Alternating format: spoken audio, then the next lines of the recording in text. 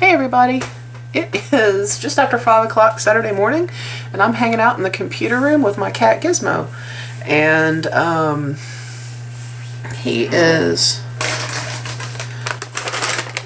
gave him the treat in his little climber and he's trying to get to it. Yes, here, get a treat. Come on, get a treat. Hey, get a treat. Yeah, the treat's on the desk. Come on. Get a treat. Come on. I guess cat don't want a treat. That's odd. I guess he knows the camera's on. I don't know. But come on, Giz. Treats. Treats. Yes, you know what that is. It's a treat. It's a treat. It's a trap. Come on. Come on. Come on. Yes. You gotta get the treat. Come on. Get that treat. Yeah. Come on. Treat, treat, treat, treat, treat on the desk. Hey, buddy. You just skidded on the mouse pad. Get treats. So, yep. Giz is cat 2.0. He's the older of the two we have now. We had 3 older cats that we got right when we first got married, and they lived between 16 and 18 years old. And Mr. Giz, let me turn him around so everyone can see him. Hey, oh God, no, shy boy. Shy boy, look at you. Look at that boy. So Mr. Giz is 3. And then the other little cat that's been in a video, Ella Bella. Miss Ella is 2. And back he goes into his little barrel. So he's got to hang out in here. He's got a treat in the barrel. So anyway, I'm up early because I got a bunch of stuff I want to do before it gets too hot today. It's supposed to get up to 102 and I want to be home by lunchtime. So that means I need to be a few places right when they open. And this is, like I said, this is Gizmo's room. And the reason why this is Gizmo's room is Giz has a few little behavioral challenges and we have to kind of manage him. First of all, he's so big, you can tell he's huge. And Ella, the other cat, is so tiny. And Giz isn't really aggressive, but he's rambunctious. You know, he's a friendly cat. He just doesn't realize he's massive. And he wants to play with Ella, and he gets carried away, and Ella gets scared because she thinks he's going to hurt her. And I'm afraid he is going to hurt her because one of our older cats, when we first got Gizmo, he got in a bad tussle with her, and he clawed her. So, and she had to go to the vet. So I'm worried he's going to really hurt the little cat. So I have to kind of supervise them when they're together.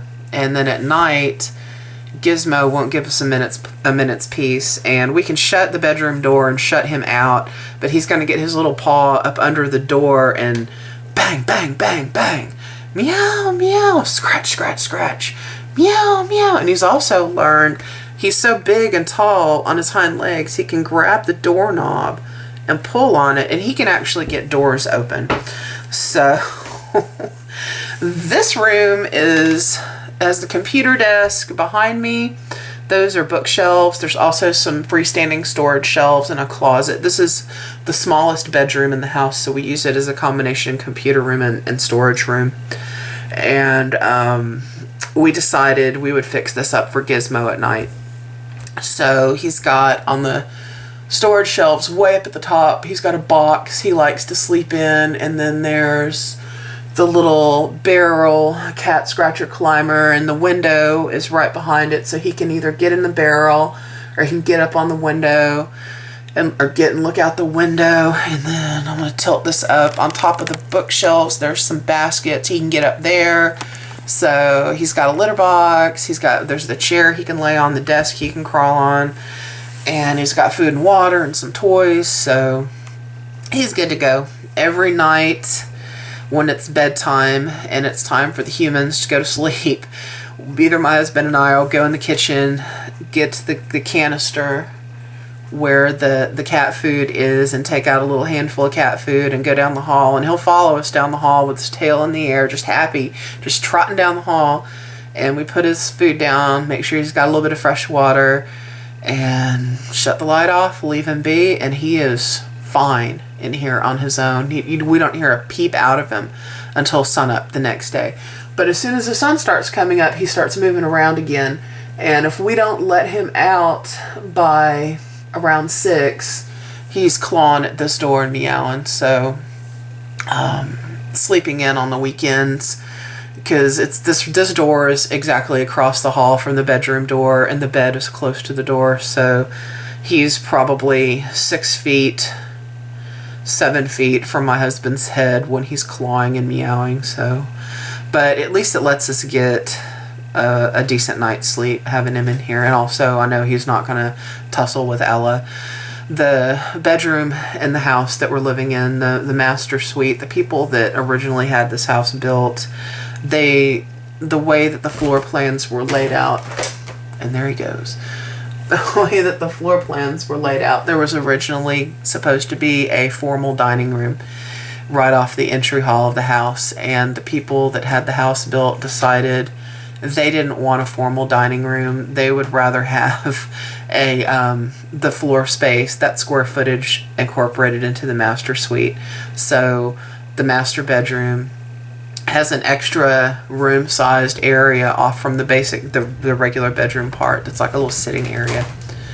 And there's a huge cat tree climber for Ella, and she likes to hang out in there. So that's pretty much Ella's space. And when we're not around to supervise them, I close the door so Ella's safe, and she doesn't seem to mind. That master suite is actually about the size of my first apartment. So I don't feel bad about her having to be in there, and Gizmo doesn't seem to mind being in here at night. So that's how we manage them. But Giz is 3 now, and Ella's just turning... Well, okay, Ella's just turned 2.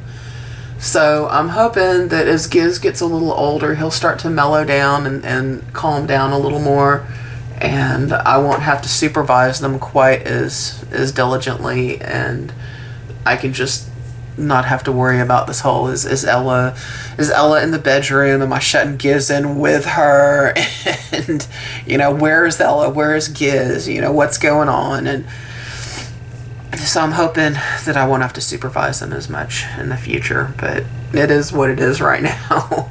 And Gizmo, well, he's our sweet pet, but he's a little bit of a challenge sometimes. And so today I'm going to Target. I want to be at Target when they open, and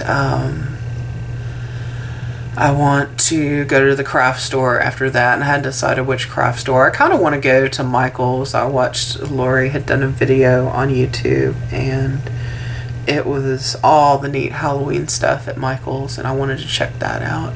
I had gone to Michael's yesterday, and they really didn't have much in the way of Halloween at the Michael's in my neighborhood, but it's a smaller Michael's for one, and then 2, they're always a little bit behind in stocking. I could see where they've started putting it out and where they've got space for more, so maybe they stocked some after hours tonight.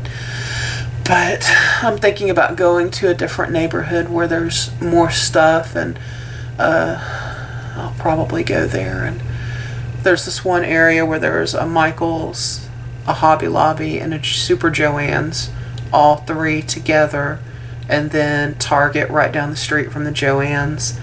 And I figured maybe I'll go there because it's all together. But I want to be at Target when they open at 8, be at the craft store when they open at 9, and I got to go to the supermarket. I want to be finishing up at the supermarket by noon because it's supposed to get up to 102, and I don't want to be out this afternoon in 102 degree weather. I just don't. So I'll get the Target done, the craft stuff done, the grocery shopping done. And with any luck, I will be back home early afternoon. We thought about maybe going to a movie today, going to a matinee, probably see Ant-Man, but we'll just have to see how quick we get done with the errands, because I don't want to go to the supermarket later. I want to go early and get it over with. I'm the kind of person, when I want to go shopping, usually if it's for errands, I have to run, not just shopping for fun. I want to get out when the place is open. I want to get in, get my stuff, get out, get home. And so Saturdays for us, unless we have a whole day of entertainment and doing fun stuff planned. Say hey, Gizzy. I'd like to be up by dawn, out the door by 7:30, and home by lunchtime. And then usually we take a nap, and then we have all evening. So I don't think my husband's got any plans today. He was gonna get together with one of his buddies, but I think the guy's out of town on business, so that ain't gonna happen. We need to do some work on my car, but we think we're gonna do it first thing in the morning as soon as the sun comes up. It's not a major repair. I need a new thermostat on my car. Only thing is getting to it. It's one that we can do, but getting to where the thermostat goes in is not easy on my car. For whatever reason, on my car, you don't just pop the hood and ta-da, there's the thermostat. You have to go in, you have to take the wheel off and go in like side and under almost to get to it. So it's just going to be a lot more steps and time consuming. I looked into having the mechanic do it, but it's a repair we can do, and I don't want to spend that much money for something that honestly, is within our experience. So I just don't have it to throw away right now. And to me, it would be convenient because the mechanic can just put the car up on the rack and get it done and have his assistant help him, and we won't have to deal with it, and we'll drop it off one day, pick it up the next day. But like I said, to save that much money, we can do it ourselves. It's just going to be a little bit more involved in the basic repair. So I think we're going to do that Sunday morning as soon as the sun comes up before it gets hot, and hopefully be done with it within an hour and a half. But that's it for our weekend, I think. My friend's probably going to come over Sunday night if he's free. He should be free unless he's got family stuff going on, and we're gonna watch a movie on TV and probably play video games together for a little bit. I think my husband's probably gonna go do something with his grandma. I'm gonna do some work on some arts and crafts, and that's really, to be honest, that's it. That's all that's going on this weekend. So I've got to go get a few things at the craft store for my newest craft endeavor. I started doing pocket letters. And you may have heard of pocket letters because they're a pretty big deal right now. But it's a form of paper craft, like, scrapbooking, card making, and all that. If you know what artist trading cards are, pocket letters are very, I think you kind of actually make them with artist trading cards.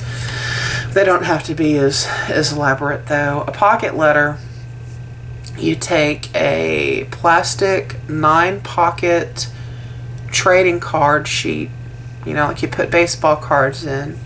Each pocket gets a decorated card, so like an artist trading card, but they can be as elaborate or as simple as you want. And one of the pockets is your little letter to who you're swapping with, and then in the back, behind your decorated cards, you put little goodies.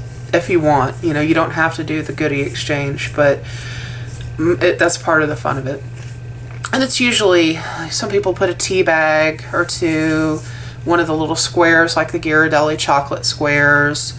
And it's mostly little crafty supplies. So let's say you've got some ribbon, some washi tape, some twine, things like that. You'd cut off a few feet and kind of coil it up and put it behind one of the cards. Say you've got some die cuts or some little chipboard shapes, you put that behind one of the cards. You've got some paper flowers or some stickers or some little bling pieces, and you put that behind one of the cards. And so the whole point is to just add little trinket goodies, and you don't really go out and spend money on your goodies. And it's kind of one of the things where you can shop from your stash.